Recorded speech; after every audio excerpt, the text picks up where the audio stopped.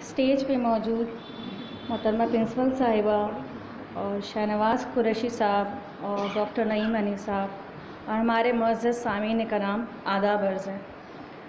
ये हमारे लिए बड़े फ़ख्र की बात है कि आज यहाँ इस कॉलेज में आज़ादी का महोत्सव मनाया जा रहा है और उसमें बेगम हज़रत महल को याद किया जा रहा है। ये मेरे लिए ख़ास एक बहुत ही इज़्ज़त अफ़ज़ा बात है कि मैं चूँकि उस ख़ानदान से ताल्लुक़ रखती हूँ, ये मेरी खुशनसीबी है कि मैं बेगम हज़रत महल की पड़पोती होने की हैसियत से आज यहाँ मौजूद हूँ और कुछ अपने टूटे फूटे अल्फाज में उनके बारे में कुछ कहने की कोशिश करूँगी। तो मैं चाहती हूँ कि अपनी तकरीर का आगाज़ बेगम हज़रत महल की ही पोत बहू यानी ममलिकत बद्र साहबा की जो एक नज़्म है मलका अवध, उसके चंद अशार से अपनी तकरीर का आगाज़ करना चाहूँगी। मुलाज़ा फ़रमाएँ कि बद्रुन्निसा कहती हैं कि निस्वानियत की अज़्म की रूहें रवां बनी, निस्वानियत के अज़्म की रूहें रवां बनी, आलम की जान क्या कहूँ जाने जहाँ बनी, बिखरा के निकली ज़ुल्फ़े बगावत जोदोश पर, आज़ादी अवध का उभरता निशां बनी, ठुकराई राजमाता ने जनरल की पेशकश, मंजूर करके तर्क वतन मेहमां बनी।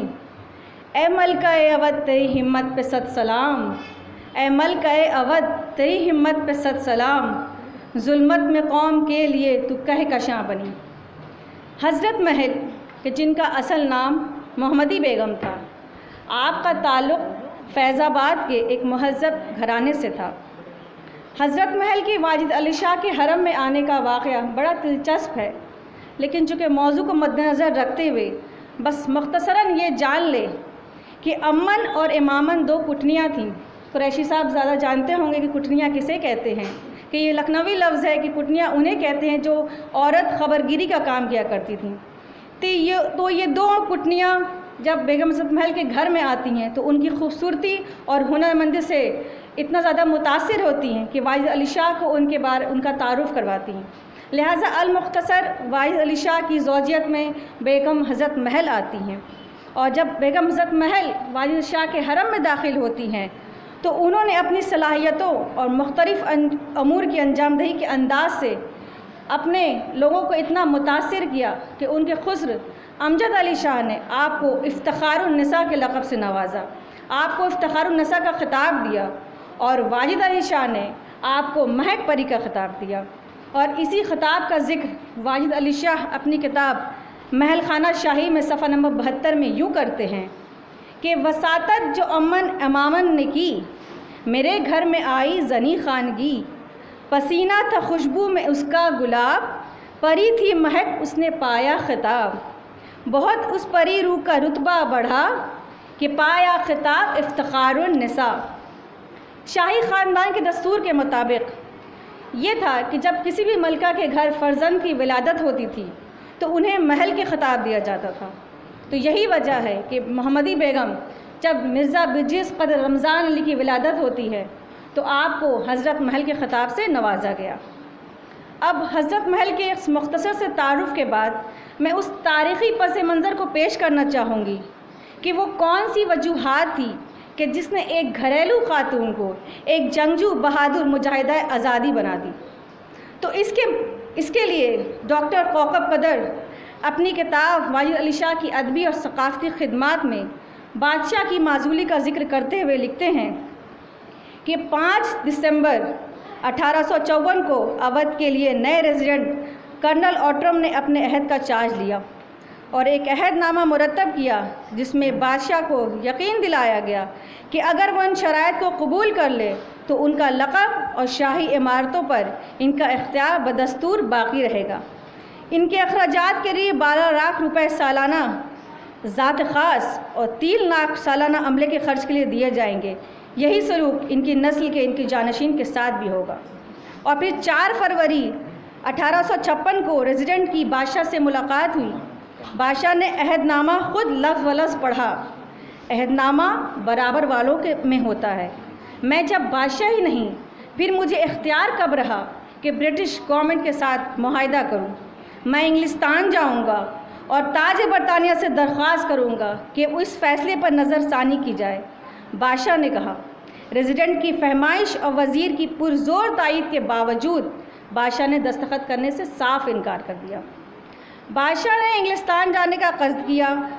12 मार्च 1856 को वाजिद अली शाह अपनी माँ मलका किश्वर, अपने फ़र्जंद और अपने भाई और अपनी चंद महलात को लेकर के लखनऊ से कलकत्ता की तरफ रवाना हुए। लेकिन इन तमाम महलात में बेगम हज़रत महल शामिल नहीं थी। उसकी यही वजह है कि यहाँ से बेगम महल का अहम किरदार शुरू होता है कि क्या वजह थी कि बेगम हज़रत महल बादशाह के साथ कलकत्ते नहीं आई। क्योंकि बेगम हज़रत महल ये चाहती थी कि बादशाह कलकत्ते में रह कर के इक़्तिदार की बहाली की जद्दोजहद करे।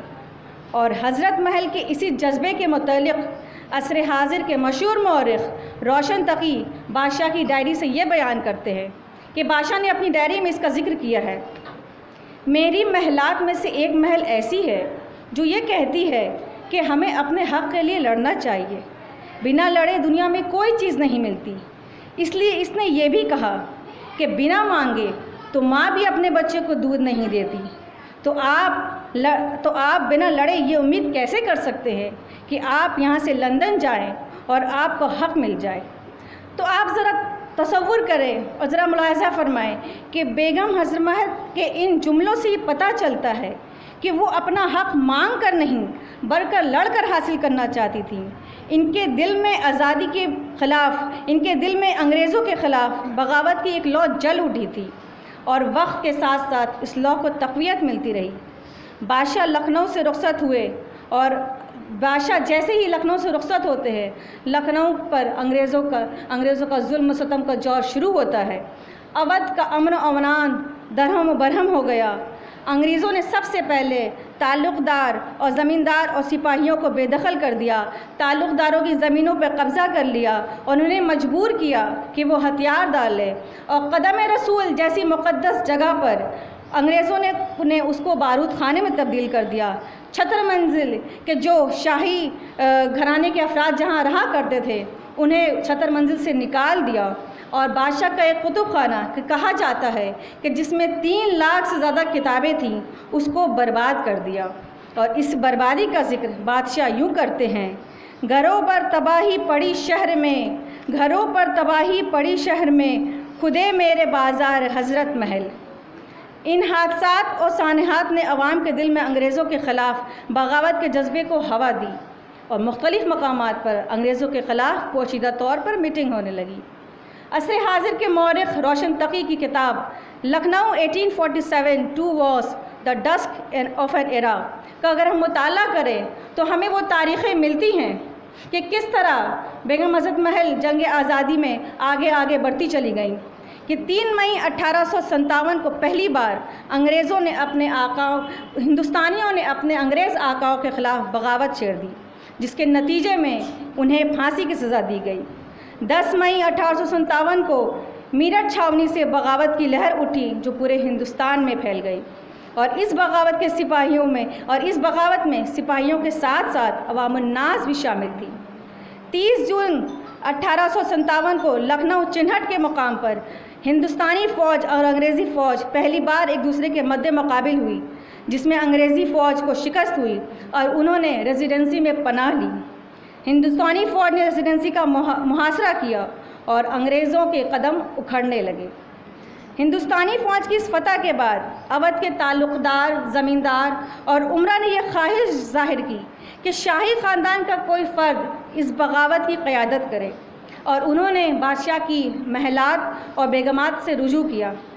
लेकिन किसी ने भी हामी नहीं भरी क्योंकि ये बात सब पे ज़ाहिर थी कि अंग्रेज़ों से मुकाबला करना एक गोया अपने जान को कुर्बान करना था, अपने जान की बाजी लगाना था।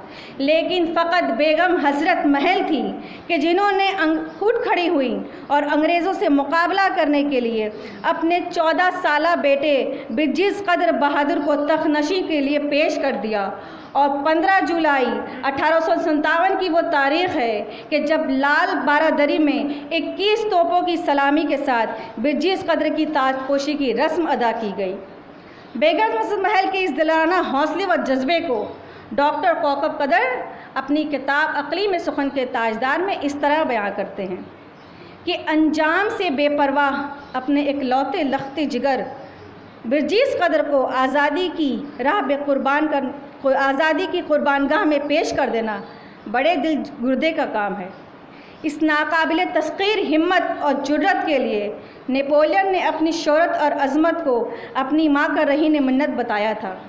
बिरजीज़ कदर अपनी माँ के इससे कहीं ज़्यादा मरहून मिन्नत है कि जो 15वीं सदी के फ्रांस के जोन ऑफ आर्क की तरह अंग्रेज़ों के तसल्लुत को ललकारती और पसमुर्दा दिलों को गरमाती मिसल शहाब साकिब के पर्दे गुमनामी से नमूदार हुई और अवध की तोलो अर्ज़ में आज़ादी की रूह फूंक दी।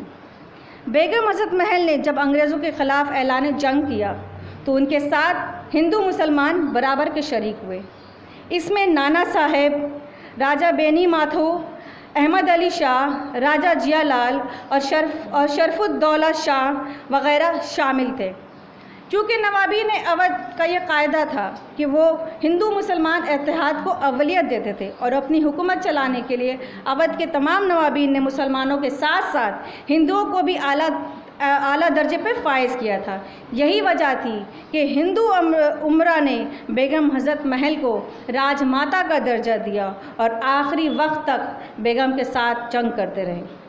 मिर्ज़ा बिरजीज़ कदर कि जिनकी उम्र उस वक्त कम थी, अपनी कम उम्री के बाद सल्तनत का दारोमदार, सल्तनत की बागडोर मलका आलिया हज़रत महल के हाथों में रही और उन्होंने पहला काम ये किया कि उन तमाम सिपाहियों को कि जिन्हें अंग्रेज़ों ने बेदखल कर दिया था दोबारा बहाल किया और उन तमाम सिपाहियों ने मलका आलिया के सामने ये कसम खाई कि वो अपनी आखिरी सांस तक अपने मुल्क पे अपनी जान को कुर्बान कर देंगी। 3 महीने तक हुकूमत हिंदुस्तानी फ़ौज ने रेसिडेंसी का मुहासरा किया और जब जनरल ऑट्रम के साथ एक बड़ी तादाद में ताज़ा दम फ़ौज लखनऊ पहुंच गई, तब सितंबर 1857 में आलमबाग में हिंदुस्तानी चौकी पर अंग्रेज़ों ने हमला कर दिया और इस हमले में कई हिंदुस्तानी सिपाही शहीद हो गए। और तारीख़ में मिलता है कि इस मोर्चे में बेगम हज़रत महल ख़ुद हाथी पर सवार होकर सिपाहियों की हौसला अफजाई करती रहीं और इस वाक़े का ज़िक्र हमें बादशाह की एक मलका बेगम सरफराज के ख़त में मिलता है जो बनाम अख्तर महल है। अब आप ज़रा अंदाज़ा लगाएं बेगम हज़रत महल की जुर्रत और दिलराना सिफत का कि किस तरह उन्होंने हाथी पर सवार होकर अंग्रेज़ों के ख़िलाफ़ जंग की। ख़ुद उनकी एक बेगम कहती हैं, मैं समझ नहीं सकती हज़रत महल ऐसी आफत की परकाला है, खुद हाथी पर बैठकर तिलंगों के आगे आगे फिरंगियों से मुकाबला करती है, आँख का पानी ढल गया, इसको हिरास मुतलक नहीं है। एक और ख़त जो शैदा बेगम का है कि जिन्होंने जाने आलम को ये ख़त बेगम हज़रत महल के कारनामे बताने के लिए लिखा था, तो वो शैदा बेगम लिखती हैं कि आपके जाने के 1 साल के बाद वो बलवाए आम हुए, वो मुसीबत आई कि खुदा दुश्मन को भी नसीब ना करे। हज़रत महल ने ऐसी बहादुरी दिखाई कि दुश्मन के मुंह फिर गए। बड़े जीदार औरत निकली, सुल्तान आलम का नाम कर दिया कि जिसकी औरत ऐसी मर्दाना वार काबिलियत रखती है तो उसका मर्द कैसा बहादुर होगा। फरवरी 1858 को मूसाबाग में तारीख़ी जंग हुई और इस मोर्चे में भी बेगम हज़रत महल खुद बनफ्स नफीस मौजूद थीं। 8 रोज़ तक जंग जारी रही। अंग्रेज़ों के पास आला किस्म के असलाह, बेहतरीन जंगी तंजीम और गद्दार हिंदुस्तानियों का साथ था और इन्हीं सब कमियों की वजह से शाही फ़ौज मुंतशिर हो गई और अंग्रेज़ों का तसल्लुत बढ़ता चला गया। 8 मार्च 1858 को पूरी तरह लखनऊ अंग्रेज़ों के कब्ज़े में आ गया। बेगम हज़रत महल को शहर छोड़ना पड़ा और 16 मार्च 1858 की वो तारीख़ थी कि बेगम हज़रत महल अपने वतन को खैराबाद करती हैं, लेकिन इस उम्मीद के साथ कि एक वसी और ताकतवर फ़ौज को मुनज़्ज़म करके फिर एक बार वो लखनऊ पे अपना तसल्लुत कायम करेंगी और मुल्क को अंग्रेज़ों के चंगुल से आज़ाद कराएंगी। बेगम हज़रत महल बड़ी तादाद में अपने साथियों और फ़ौजियों के साथ गंगा पार करके ज़िला बहराइच के बोंदी के किले पहुंची और हिम्मत न हारते हुए एक बार फिर अवध के दूसरे इलाकों को अंग्रेज़ों के ख़िलाफ़ बगावत करने के लिए यकजा किया, जिसके नतीजे में एक ज़बरदस्त जंग छिड़ गई। इसी दौरान बरतानिया की रानी ने एक फरमान जारी किया और ये कहा गया कि अगर हिंदुस्तानी ताल्लुक़दार ज़मींदार जंग छोड़ दे और अपने हथियार डाल दे तो हुकूमत इनकी ज़मीनें वापस कर देंगी। बेगम हज़रत महल हिंदुस्तान की वो वाहिद मलका थी जिन्होंने क्वीन विक्टोरिया के फरमान के जवाब में बिरजीज़ कदर की तरफ से जवाबी फरमान जारी किया, और इस जवाबी फरमान की तारीख़ में बड़ी अहमियत है। अंग्रेज़ों को इसकी उम्मीद न थी कि कोई उनके फरमान के जवाब में जवाबी फरमान जारी करेगा। बेगम हज़रत महल ने लोगों को आगाह किया कि वो अंग्रेज़ों के झूठे वादों में ना आए। अंग्रेज़ किसी को माफ़ नहीं करते। ये बात बड़ी हैरत अंगेज़ और अंग्रेज़ों की रिवायती ख़िलाफ़ है। बेगम ने कभी हार नहीं मानी, अंग्रेज़ों के सामने कभी सर नहीं झुकाया। अंग्रेज़ों की पेंशन के पेशकश को ठुकराकर दिसंबर 1858 को उन्होंने बूंदी को भी अलविदा कहा और चंद वफादार सिपाहियों के साथ हिमालय की तराई के घने जंगलों में भटकती हुई 1859 में नेपाल पहुंची और 15 साल की उम्र में 7 अप्रैल 1879 को इस दुनिया से कूच कर गई और आपकी कब्र आज भी नेपाल काठमांडू में मौजूद है। बेगम हज़रत महल की इंतज़ामी सलाहियत, रियाया परवरी, मनसूबाबंदी और आज़ादी के तई जोश और जज्बे के हिस्से तारीख़ के औराक़ में बिखरे पड़े हैं। इनकी रियाया परवरी का ये आलम था कि उन्होंने हर महल्ले में एक शख्स को बसूरत मेयर मुंतखब किया था कि जिसके ज़िम्मा में ये काम था कि वो इस बात का ख़याल रखे कि उसके इलाके में कोई भूखा न सोए, और इस बात की तारीफ़ खुद बादशाह अपने कलाम में करते हैं। तू ही बाइसे ऐशो आराम है, तू ही बाइसे ऐशो आराम है, गरीबों की गमखार हज़रत महल। बेगम की मनसूबाबंदी की एक मिसाल मशहूर मौरख़ रोशन तकी बयान करते हैं कि किस तरह बेगम ने वाजिद अली शाह को फोर्ट विलियम से आज़ाद कराने का मंसूबा बनाया। गर्चा बदकिस्मती से यह मंसूबा कामयाब ना हो सका, लेकिन ज़रा मंसूबे पे गौर करें कि किस तरह एक औरत ये अज़्म रखती है कि वो अपने शौहर को अंग्रेज़ों के चंगुल से छुड़ा लेगी। कि एक बेगम ने मंसूबा बनाया कि एक शख्स लंदन से चलकर 4 महीने बाद कलकत्ता पहुंचेगा और फोर्ट विलियम में बारूद के ख़जाने में आग लगाएगा, और जब बारूद के ख़जाने में आग लगा दी जाएगी तो इस अफरा तफरी में वो शख्स बादशाह सलामत को आज़ाद करके लखनऊ ले जाएगा। लेकिन अफसोस इसकी बात पहले ही इसकी खबर अंग्रेज़ों तक पहले ही पहुँच गई और वो शख्स लंदन में ही गिरफ़्तार हो गया। बेगम ये चाहती थी अंग्रेज़ लखनऊ में दाखिल ना हो सके, और इसके लिए उन्होंने अपने ज़ेवरात को फ़रोख्त करके 5 लाख रुपए में लखनऊ के चारों तरफ एक दीवार खड़ी कर दी थी। और एक मोर्चा के दरमियान तो हमें यह भी मिलता है तारीख़ में कि जब लखनऊ की फ़ौज और दिल्ली की फ़ौज में आपस में इस बात पर तनाज़ा हो गया कि दिल्ली की फ़ौज को लखनऊ की फ़ौज से आधी रकम दी जा रही थी, और तो दोनों फ़ौज आमने सामने आ गई, यहाँ तक कि तलवारें खिंच गई, तो बेगम हज़रत महल बग़ैर किसी निगहबां के ख़ुद उनके दरमियान आती हैं और ख़ुद उनके दरमियान आ कर के बड़ी हुनरमंदी से ये मामले को तय कर देती हैं। बेगम हज़रत महल की मोहर पर अगर आप गौर करें तो बेगम हज़रत की मोहर पर हमें तलवार और खंजर के निशानात मिलते हैं, जिनकी बड़ी अहमियत है, क्योंकि अमूमन शाही ख़ानदान में यह हुआ करता था कि मर्द हज़रात की जो मोहरें हुआ करती थीं उसमें फूल बूटियाँ बना करती थीं, लेकिन बेगम हज़रत महल की जो मोहर है वो आज भी मौजूद है। तो उनकी मोहर में हमें देखते हैं कि उसमें तलवार बनी हुई है, खंजर बनी हुई है। ये चीज़ें इस बात की दलील है कि बेगम हज़रत महल का किरदार और कायदाना सलाहियत किस उरूज पे थी। 1962 में लखनऊ के विक्टोरिया पार्क का नाम बदलकर हज़रत महल रखा गया, जिसके लिए नबीरा वाजिद अली शाह, प्रिंस अंजुम कदर और नैर कदर ने बेहद कोशिशें की थी। 1984 में हुकूमत हिंद ने बेगम हज़रत महल के नाम पर एक डाक टिकट जारी किया। बस अब आपके सामने मैंने मुख्तसरन बस अपने टूटे फूटे अल्फाज में बेगम हज़रत महल के कारनामे को बताने की कोशिश की है, और अब मैं अपनी तकरीर का अख्ताम बेगम हज़रत महल की इस नज़्म से करना चाहूँगी, जो दरअसल उनकी ज़िंदगी का एक मरसिया है। बेगम हज़रत महल कहती हैं अपनी नज़्म में, ज़रा गौर से इनकी नज़्म सुने। हुकूमत जो अपनी थी अब है पराई, हुकूमत जो अपनी थी अब है पराई, अजल की तलब थी अजल भी न आई, न तख्त और न तख्ता असीरी न शाही, मुक़द्दर हुई है जहाँ की गदाई। वो रुतबा जो पाया था हमने वतन में, उसी की बदौलत हुई ये लड़ाई। उदू बन के आए जो थे दोस्त अपने, न थी जिसकी उम्मीद की वो बुराई। घड़ी दो घड़ी के ये झगड़े हैं सारे, अभी होगी क़ैदे अलम से रिहाई। ज़माना रखेगा पर अपनी नज़र में, ज़माना रखेगा पर अपनी नज़र में, मेरी सरफरोशी मेरी नारसाई। इसी खाक पर मेरा मदफन बनेगा, पहाड़ों में हमने है बस्ती बसाई। लिखा होगा हज़रत महल की लहद पर, लिखा होगा हज़रत महल की लहद पर, नसीबो जली थी फलक की सताई। बहुत बहुत शुक्रिया।